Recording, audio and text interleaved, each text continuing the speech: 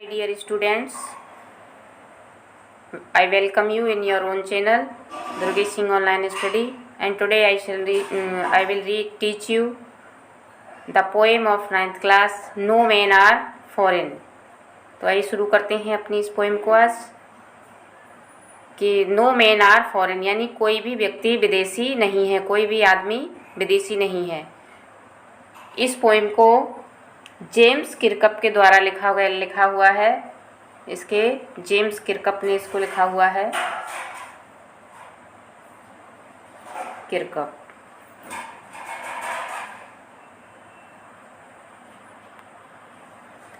और इस पोएम में उन्होंने बताने का प्रयास किया है कि कोई भी व्यक्ति विदेशी नहीं है, न कोई देश विदेश है। सभी जगह हमारे जैसे ही व्यक्ति रहते हैं और सब हमारी तरह ही बोलते हैं और सबके अंदर भावनाएं भी हमारे जैसी ही होती हैं। इसलिए कोई भी व्यक्ति विदेशी नहीं है। हमें किसी से घृणा नहीं करनी चाहिए। अगर हम किसी व्यक्ति से घृणा करते हैं तो मानो हम अपने आप से ही घृणा करते हैं। तो उन्होंने इस बात को इस पोएम में बताने का प्रयास किया है। तो आइए रीड करते हैं पोएम आज की। Remember no man are strange. Strange होता है अजनबी, अजनबी। तो रिमेंबर याद रखो, याद रखो। कवि कहते हैं याद रखो no man are for strange, कोई भी व्यक्ति अजनबी नहीं है। नो कंट्रीज फॉरेन, कि कोई भी देश, कंट्री यानी देश, और फॉरेन होता है विदेश, कोई भी देश विदेश नहीं है, विदेश नहीं है। बीनीथ ऑल यूनिफॉर्म्स, बीनीथ यानी नीचे, नीचे, ऑल यूनिफॉर्म सभी वर्दियों, बीनीथ नीचे, ऑल यूनिफॉर्म वर्दियों में, सभी वर्दियों में। ए सिंगल बॉडी ब्रीथ्स, एक समान एक ही शरीर क्या कर सांस लेता है, ब्रीथ्स सांस लेता है, एक जैसा शरीर सांस लेता है। लाइक अवर्स, हमारे जैसा ही शरीर सांस लेता है। The land our brothers walk upon, और धरती जिस पर हमारे भाई चलते हैं, वॉक्स अपॉन यानी चलते हैं। इज अर्थ लाइक दिस, इसी पृथ्वी के समान है जिस पर कि हम रहते हैं। इन which we all shall lie, जिसमें ऑल सेल लाई से मतलब, कवि का कहने का मतलब है हम मरकर दफन हो जाएंगे एक दिन। हम सभी को मरना है और मरने के बाद हम सभी इसी मिट्टी में, इसी धरती के अंदर दफन हो जाएंगे। पोइट का कहने का भाव ये है यहाँ पर। तो ये पैरा हमारा समाप्त होता है। नेक्स्ट पैराग्राफ की तरफ चलते हैं। They too aware of sun and air and water, वे भी क्या करते हैं, किसके प्रति सचेत हैं, सूर्य के प्रति, एयर के प्रति और वाटर के प्रति, यानी पानी, हवा और सूर्य को वो भी महसूस करते हैं।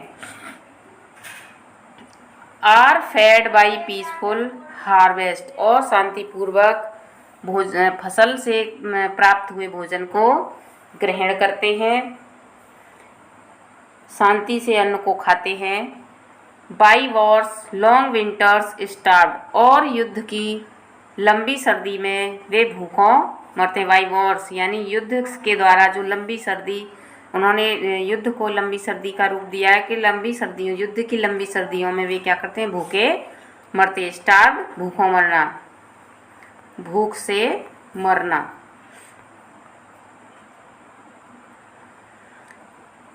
There hands are ours and their lines be read, उनके हाथ भी हमारे समान हैं, आवर्स यानी हमारे ही समान हैं, एंड इन देयर लाइन्स, और उनके हाथों की रेखाओं में बी रीड हम पढ़ते हैं। A labour not different from our, कि वो जो मेहनत करते हैं वो हमसे अलग नहीं है। उनकी अगर हम हाथों की लकीरों को देखते हैं तो हम पाते हैं उनके हाथों में भी ऐसी ही लकीरें हैं मेहनत की जो हमारे हाथों में हैं, परिश्रम की लकीरें उनके हाथों में भी हमारे समान हैं। नेक्स्ट पैरा की तरफ, para number 3। Remember they have eyes like ours, याद रखो, रिमेंबर यानी याद रखो, दे हैव आईज, उनके पास आंखें हैं। लाइक अवर्स, हमारे जैसी, हमारे जैसी। दैट वेक, जो करती हैं, क्या करती हैं, जगती हैं। और स्लीप, जगती हैं और सोती हैं। एंड स्ट्रेंथ, और शक्ति। That can be born by love, और उनके पास शक्ति है जिसको किससे जीता जा सकता है, केवल प्यार से जीता जा सकता है। बाई लव, प्रेम से जीता जा सकता है। In every land is common life, प्रत्येक पृथ्वी पर जीवन एक जैसा ही है, एक समान जीवन है। दैट ऑल कैन रिकॉग्नाइज, जिसे सभी रिकॉग्नाइज में पहचान सकते हैं। एंड अंडरस्टैंड, और समझ सकते हैं। इसी के साथ ये पैरा भी हमारा समाप्त होता है। नेक्स्ट पैरा की तरफ चलते हैं। Let us remember whenever we are told, याद रखो whenever we are told, जब कभी भी, whenever जब